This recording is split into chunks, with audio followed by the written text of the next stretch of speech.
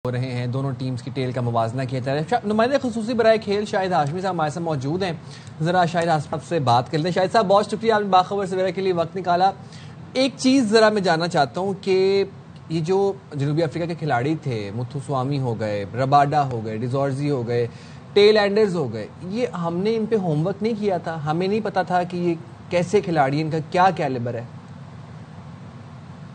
ये होमवर्क ज़रूर किया होगा, लेकिन शायद बहुत कम लोगों को पता होगा कि मुख्तसामी जब अपना करियर उन्होंने शुरू किया तो ओपन करते थे बैटिंग, तो वो बैट्समैन बहुत अच्छे हैं। और इसी तरह महाराज ने पहला टेस्ट नहीं खेला था, वो देर से पाकिस्तान पहुंचे थे, उनको इंजरी थी जो इंग्लैंड के टूर से उनको चली आ रही थी, तो वो इंजरी की वजह से पहला टेस्ट नहीं खेले। दूसरे टेस्ट में आके उन्होंने पहली इनिंग्स में 7 विकेटें ले ली और पाकिस्तान ने जो टॉस जीता था उसका फायदा इतना अच्छा नहीं उठाया। ऑल्दो के 333 कोई बुरा स्कोर नहीं था और जब हमने 221 पे उनके 7 आउट कर लिए थे तो हम काफी अच्छी पोजीशन में थे इस टेस्ट मैच की। लेकिन क्या कीजिए कि अच्छी टीमें जो होती हैं, और जाहिर है वर्ल्ड टेस्ट चैंपियन है वो जनूबी अफ्रीका वाले, उन्होंने ज्यादा अच्छा खेला दूसरे टेस्ट मैच में अपनी गलतियों से। जैसे अभी सदफ ने बड़े माहिराना अंदाज में कहा कि उन्होंने अपनी गलतियों से सीखा और गलतियों से सीख कर उन्होंने ये टेस्ट मैच जीता, सीरीज बराबर की। उन्होंने अभी आगे 14 नवंबर से इंडिया में टेस्ट मैच खेलना है जो उनके लिए मजीद मुश्किल होगा,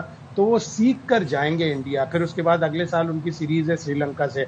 तो एशिया में 3 सीरीज के लिए उन्होंने अलग ही तैयारी की थी। वो जनूबी अफ्रीका में स्पिन पिचें बनाकर तैयारी कर रहे थे और वो आए और उन्होंने पहला टेस्ट जरूर हारा, दूसरे टेस्ट में भी उन्होंने बड़े कैचेस छोड़े। लेकिन अच्छी टीमों की यही निशानी होती है। कल हमें चैलेंज लेना चाहिए था, लेकिन हसरत रही उन बैटर्स पर जो बिन सेंचुरी बनाए पवेलियन वापस लौट गए, खुसूसन बाबर आजम। सबको उनसे उम्मीदें थी जिस तरह वो खेल रहे थे। शाहिद साहब, हम बाबर आजम को टेस्ट फॉर्मेट के बाद, वनडे के बाद अब हम T20 में भी ले आए, लेकिन वही स्ट्राइक रेट का मसला जिसको जो हमारे कोच आए हैं, फॉरेनर कोच जो हैं, वो उसको डिनाई कर रहे हैं, कह रहे हैं ये कुछ नहीं होता है। अब आप ये देखें, 87 बॉल्स उन्होंने खेली, 50 रन बनाए। सेम विद रिजवान ने 67 बॉल्स खेली, 18 रन बनाए। बावजूद इसके कि बाबर का इंफरादी स्कोर अच्छा था। बट मुझे ये बताइए, टेस्ट मैचों में तो आप जितनी भी गेंदें खेलें कोई मसला नहीं है। ये टेस्ट मैच है, टेस्ट मैच में अगर आप 300 गेंदें खेलकर भी 50 रन बनाएंगे, लेकिन यही गेम फिर ये वनडे में भी नजर आता है और T20 में भी इसी तरह का गेम नजर आता है। शायद साहब, मेरा सवाल ये है कि निस्फ सेंचुरी उनका इंफरादी स्कोर हो गया, उनका रिकॉर्ड अच्छा हो जाएगा, उनके स्टैट्स में जुड़ जाएगा, बट टीम को क्या इससे मिला? टीम में क्या कंट्रीब्यूशन हुआ?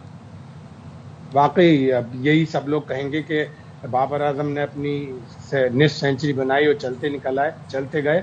लेकिन आप होमवर्क देखें प्लेयरों का, जो साइमन हार्मर जिन्होंने आउट किया बाबर आजम को, उन्होंने कहा मैंने इन्हें 2019 और 2020 में काउंटी क्रिकेट में इनके खिलाफ खेला था मैं। तो मुझे याद था कि ये जब मैं अगर ओवर द विकेट कराता हूं, यानी राइट साइड से अगर मैं कराता हूं, तो ये स्वीपें मारते हैं बहुत जबरदस्त। तो मैंने इसीलिए टोटल आउटसाइड राइट साइड पे जाके राउंड द विकेट इन्हें बॉलिंग की, ताकि ये स्वीप न मार सकें, और इनको मैंने LBW कर दिया। तो इतना लोग होमवर्क करते हैं। यही तो मैं आपसे शायद भी पूछ रहा था कि आने जो मेहमान टीम है वो अपना होमवर्क करके आ रही है और हम जो होम ग्राउंड पे खेल रहे हैं। अब आप ये देखें कि दुनिया का हर मुल्क होम ग्राउंड पर सीरीज जीतने की कोशिश करता है और जीतता भी है। आपके पिच से वाकिफ होते हैं, आपने वहाँ पे ग्राउंड में खेला होता है पहले।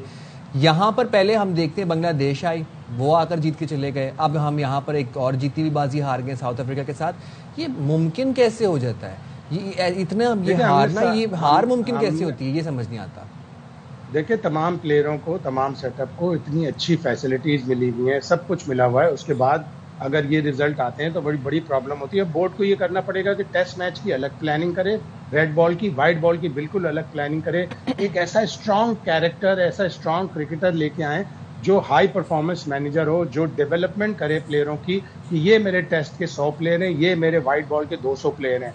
उनके ऊपर फिर अलग अलग काम करें। हम देखते हैं खुर्रम शहजाद आए, वो रेड बॉल के अच्छे बॉलर थे, उन्हें एक भी चांस नहीं मिला। हसन अली जो व्हाइट बॉल में बहुत अच्छा कर रहे थे, उन्हें टेस्ट में लेके आ गए, दोनों में से एक टेस्ट मैच खिलाया, अब वो व्हाइट बॉल में भी नजर नहीं आएंगे। तो हमें अलग अलग चीजें करनी पड़ेंगी। इस तरह अफरा तफरी से हम ना करें और होमवर्क करें। दूसरी टीमें जब होमवर्क करती हैं, जब अक्सर क्लासरूम में देखते हैं आप, 1-2 बच्चे पीछे से आगे वाले बच्चों का होमवर्क देख रहे होते हैं कि यार ये कैसे कर रहा है, तो हमें भी दूसरे टीमों का होमवर्क देख के हमें भी उनकी तरह होमवर्क करना चाहिए। तो शाहिद साहब, बड़े टाइम के बाद आकिब जावेद साहब मंजर आम पर आए थे। उन्होंने एक फार्मूला कहा, जी मैंने जीत का फार्मूला क्रैक कर लिया है, और वो ये कि जी आप अपनी पसंद की पिच बनाएं, आप स्पिन पिच बनाएं, स्पिनर्स को खिलाएं और मैच जीत जाएं।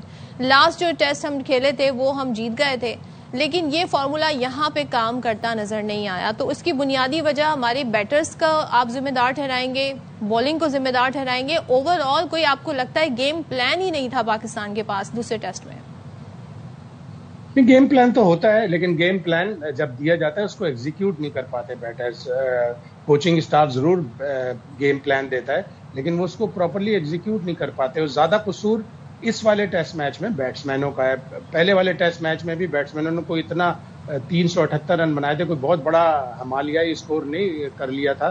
तो बैट्समैनों का कसूर है। हम जिस तरह विकेटें गिराते हैं, 5 विकेटें 16 रन पर, फिर 6 विकेटें 17 रन पर, फिर 5 विकेटें 17 रन पर, फिर 5 विकेटें 33 रन पर, यानी हमने 4 इनिंग्स में जो कोलैप्सेस किए हैं, 21 विकेटें खोई हैं सिर्फ 93 रन देकर। ये एड्रेस करना पड़ेगा, और ये आज का मसला नहीं है, 4-5 साल से चल रहा है कि हम तीसरी इनिंग्स बहुत ही बुरी खेलते हैं। चाहे आप बांग्लादेश की सीरीज ले लें, वेस्ट इंडीज की ले लें, इंग्लैंड की ले लें, ऑस्ट्रेलिया में जाके हम इसी तरह खेले, साउथ अफ्रीका में हम इसी तरह खेले। तो कोई ऐसा साइंसदान लेके आए जो इस चीज को भी एड्रेस करे कि क्यों हमारे बैट्समैन एकदम से तो हर थोड़े ऐसे बाद एक साइंसदान आते हैं ना, कोई बाहर से कोच आ जाता है, कैप्टन चेंज हो जाता है, और क्या करें?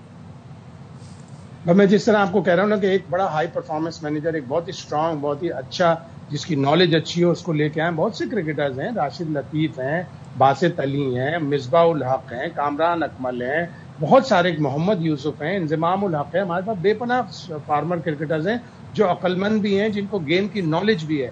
तो आप लेकर आए जो आपको प्लान करके दे। एक बड़ी लाइटर नोट पे आपसे चीज पूछना चाहूंगा, जितनी भी आपने फॉर्मर खिलाड़ियों के नाम लिए, इन्होंने अपने टाइम स्पैन में क्यों नहीं अगले खिलाड़ी तैयार किए? ये तो सबसे बड़ा मसला है पाकिस्तान की क्रिकेट का। आप देखें पड़ोसी मुल्क में किस तरह युवराज सिंह ने बड़े क्रिकेटर्स बनाए, हमारे क्रिकेटर्स को लेके आए। ऐसा नहीं है कि कोई किसी क्रिकेटर ने कोई क्रिकेटर नहीं बनाया, लेकिन ज्यादा नहीं बनाए, ज्यादा ग्रूम नहीं किया। तो अब इसीलिए आपको डेवलपमेंट की जरूरत है कि आप डेवलप करें कि आप बाहर जाएंगे तो आपकी क्या प्लानिंग होगी, होम में खेलेंगे तो क्या प्लानिंग होगी, रेड बॉल खेलेंगे तो क्या प्लानिंग होगी, व्हाइट बॉल खेलेंगे तो क्या प्लानिंग होगी। अब आगे सर पे T20 वर्ल्ड कप आ रहा है, उसकी आपको अलग से प्लानिंग करनी पड़ेगी। बस उस पे तो हम कहते हैं, उसके लिए हम दुआ गो ही हैं, क्योंकि जो उसमें इंक्लूजन हुआ है उसके बाद देखते हैं क्या होता है। Thank you so much Shahid Hashmi हमारे साथ थे जी। अब नेक्स्ट जनूबी अफ्रीका से T20 सीरीज होने जा रही है। आई थिंक 28 से शुरू हो रही है, 27 है, आई एम नॉट श्योर, लेकिन ये इसी मंथ शुरू हो रही है।